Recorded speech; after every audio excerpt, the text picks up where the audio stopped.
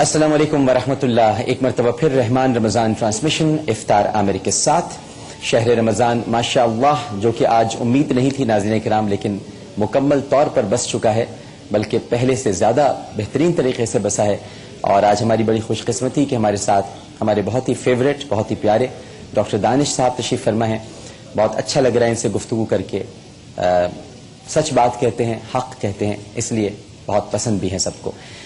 ہمارے پروگرام میں ناظرین کرام ہمارے انبیاء، اور سحر میں جہاں پر ہم نے گفتگو ختم کی تھی اور آپ کو بتایا تھا کہ نمرود کے لشکر پر حضرت ابراہیم علیہ السلام کا قصہ چل رہا ہے، اور نمرود کے لشکر پر 60 لاکھ مچھر اللہ سبحانہ و تعالی نے ایک سوراخ کے ذریعے ملائکہ کو حکم دیا، چھوڑ دیے گئے، اور نمرود کا لشکر تباہ و برباد ہو گیا۔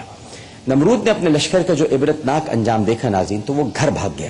یہاں پر ہم نے ختم کیا تھا، گھر بھاگ گیا۔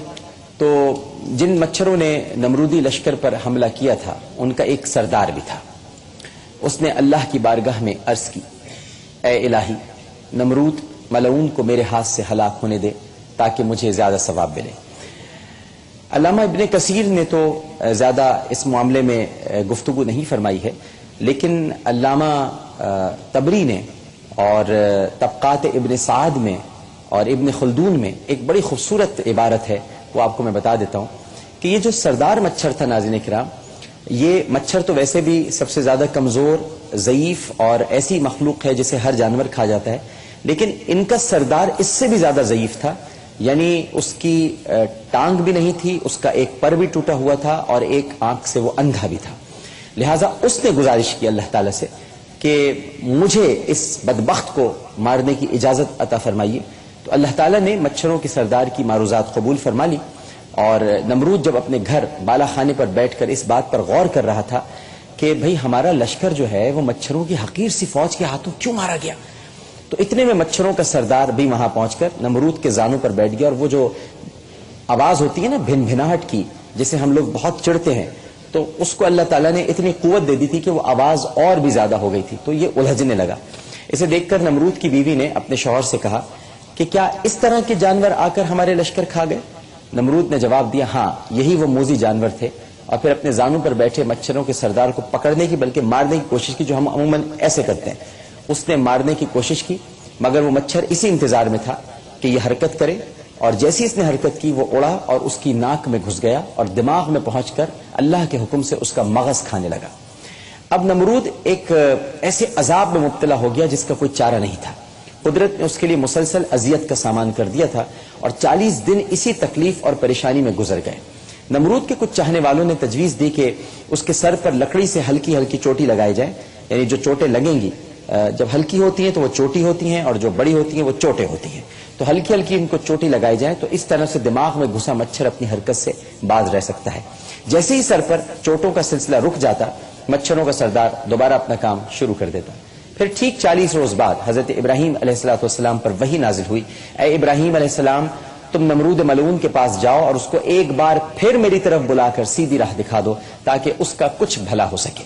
مگر جب حضرت ابراہیم علیہ السلام نے نمرود کے پاس جا کر اسے اللہ سبحانہ و تعالیٰ کا پیغام سنایا تو نمرود کہنے لگا، تمہارا اللہ اور تم کون ہو کہ میں تمہاری وحدانیت اور رسالت پر ایمان لاؤں؟ معاذ اللہ ثم معاذ اللہ۔ اس پر حضرت ابراہیم علیہ السلام نے کہا، اے مردود، اگر تیرے گھر کی سب چیزیں گواہی دیں کہ اللہ ایک ہے اور میں اس کا رسول ہوں تو اس صورت میں تو ایمان لائے گا؟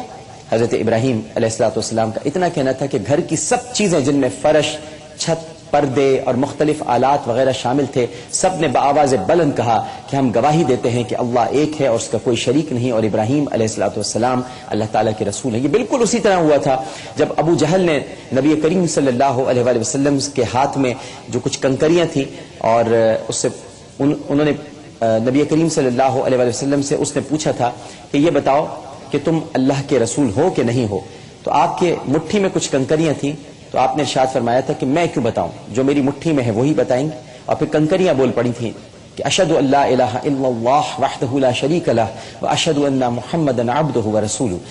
یہ منظر دیکھ کر بھی نمرود کا ذہن نہ بدلا، اور اس نے ملازموں سے کہا کہ میرے گھر کا تمام اسباب دریا میں ڈال دو، جیسے ابو جہل کا ذہن نہیں بدلا تھا۔ نوکروں نے اس کی ہدایت کے مطابق ویسا ہی کیا۔ تب اس نے حضرت ابراہیم علیہ السلام سے کہا، اب بتاؤ میرے گھر کی کون سی چیز گواہی دے گی کہ تمہارا اللہ ایک ہے اور تو اس کا رسول ہے؟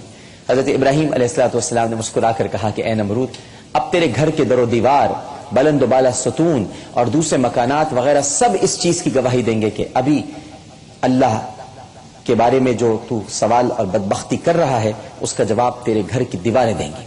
اور الفاظ مکمل بھی نہیں ہوئے تھے ناظرین کہ ان سب چیزوں نے بآواز بلند کہا اللہ کا کوئی شریک نہیں، اور حضرت ابراہیم علیہ السلام اللہ کے رسول ہیں۔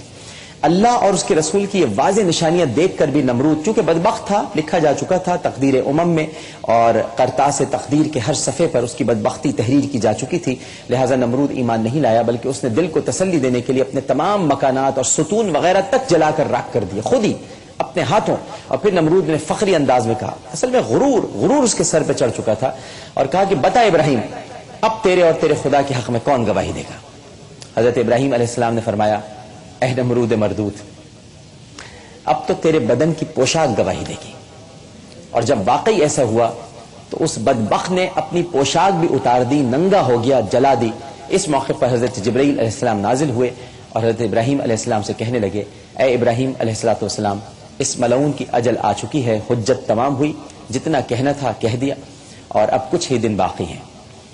مچھر کو دماغ سے روکنے کے لیے نمرود کے سر پر سونٹا مارنے کے لیے ایک نوکر مقرر تھا۔ اب دیکھیے موت کیسے ہوتی ہے، جب صبح و شام اس کو سونٹا مارا جاتا تو اس کو کچھ چین سا آ جاتا، مگر بعد میں پھر ویسی کیفیت ہو جاتی۔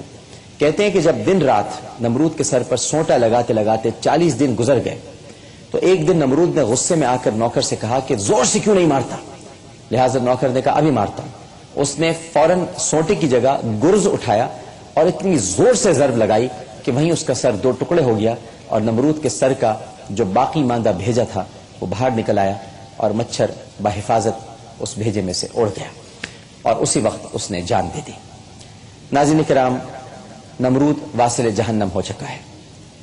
اب آگے کیا ہوا یہ ہم آپ کو سحر کی ٹرانسمیشن میں بتائیں گے۔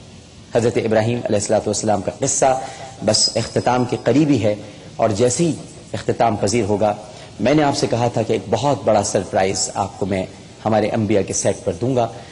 جو ٹیلی ویژن پر دیکھیں گے ان کی تو اوپر کی سانس اوپر اور نیچے کی نیچے رہ جائے گی، لیکن جو یہاں پر موجود ہوں گے وہ بھی حیرت زدہ ہو جائیں گے کہ کیا ہونے والا ہے۔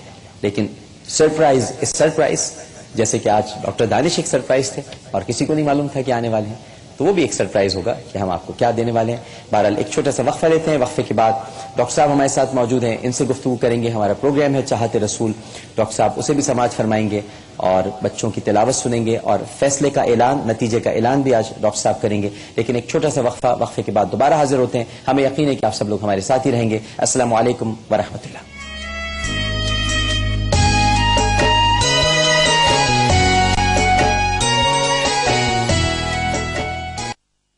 This program is brought to you in association with Nestle Cerelac. بیرونی تحفظ دے آپ اور اندرونی تحفظ دے بفیڈس DL والا نیا Nestle Cerelac And Sufi Banaspati and Cooking Oil. ایک نام کے ساتھ صوفی، جو نام ہے اعتماد کا۔ 30 second offer